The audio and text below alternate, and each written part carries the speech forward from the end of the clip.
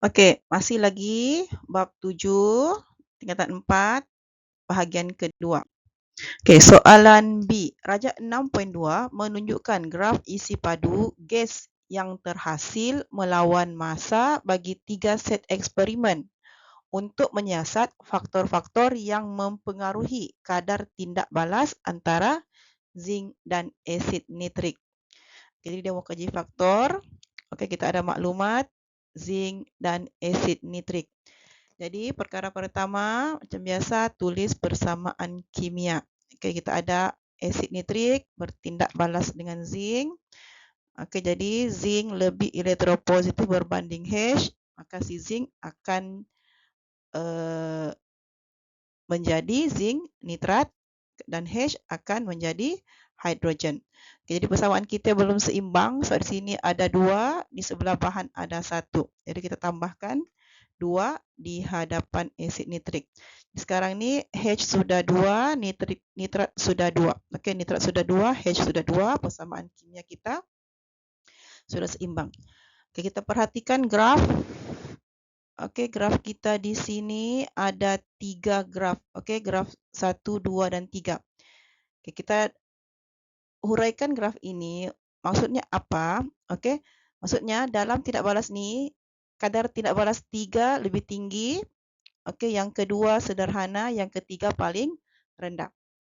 Okey, jadi kadar tindak balas 1 lebih tinggi daripada kadar tindak balas 2 tetapi lebih rendah daripada kadar tindak balas ketiga.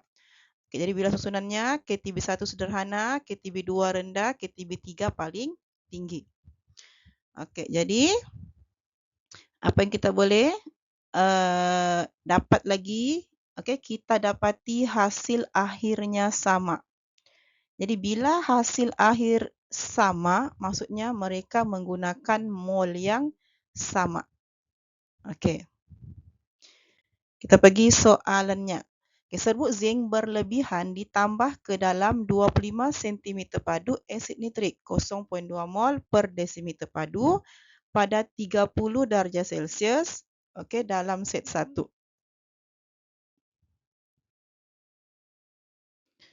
Jadi dia minta cadangkan perubahan yang boleh dilakukan selain dari kepekatan asid nitrik dan suhu.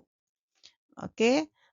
Jadi poin penting di situ, okey, dia tidak mahu kita terangkan daripada segi kepekatan dan suhu.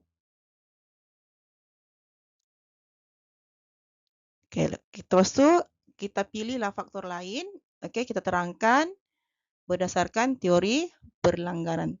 Jadi untuk faktor kadar tindak balas ada 4.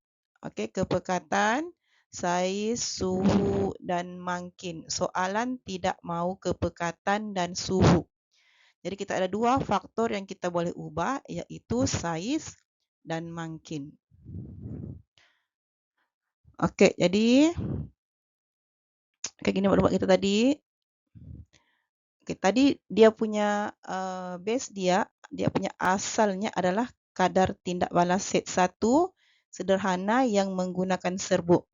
Jadi untuk menghasilkan set 2 yang lebih rendah, okey, kita gunakan faktor saiz. Kalau yang pertama gunakan serbuk, yang kedua kita akan gunakan saiz yang lebih besar, biasanya kita gunakan ketulan.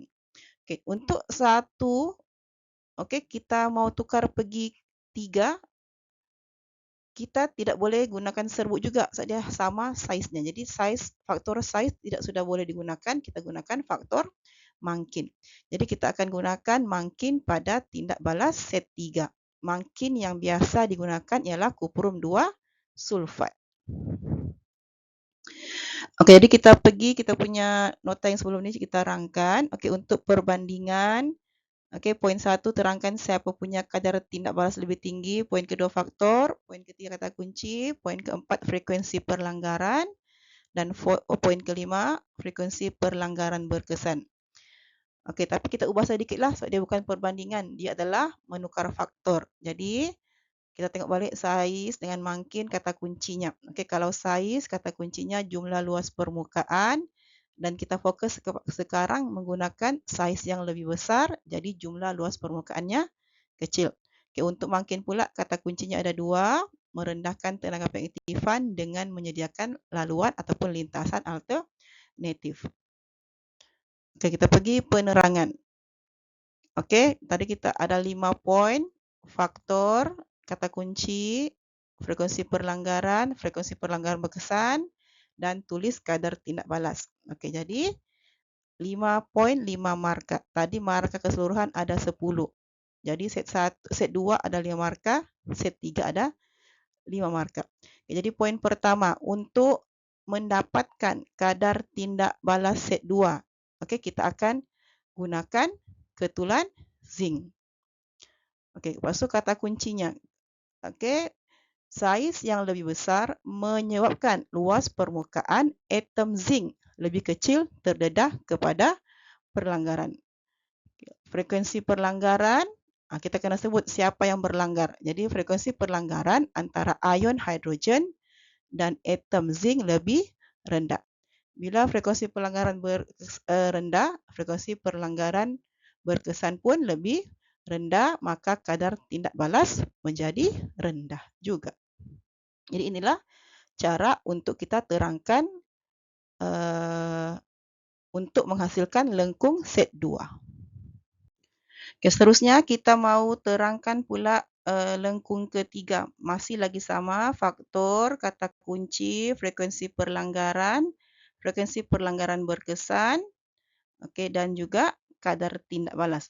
Okay, tapi makin dia ada berbeza sedikit pada ayat frekuensi perlanggaran. Okay, dia berbeza pada frekuensi perlanggaran. Kita akan tengok sekejap lagi.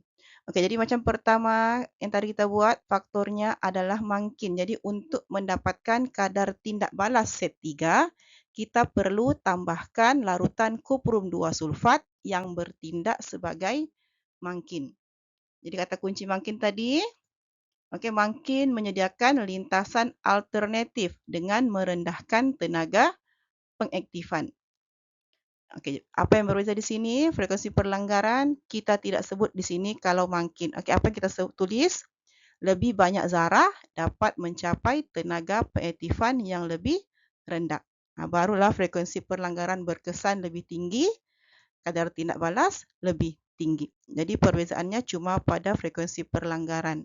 Okey, tiada frekuensi perlanggaran pada faktor makin. Okey, jadi 5.5 markah. Okey, habis sudah untuk perbincangan bab 7.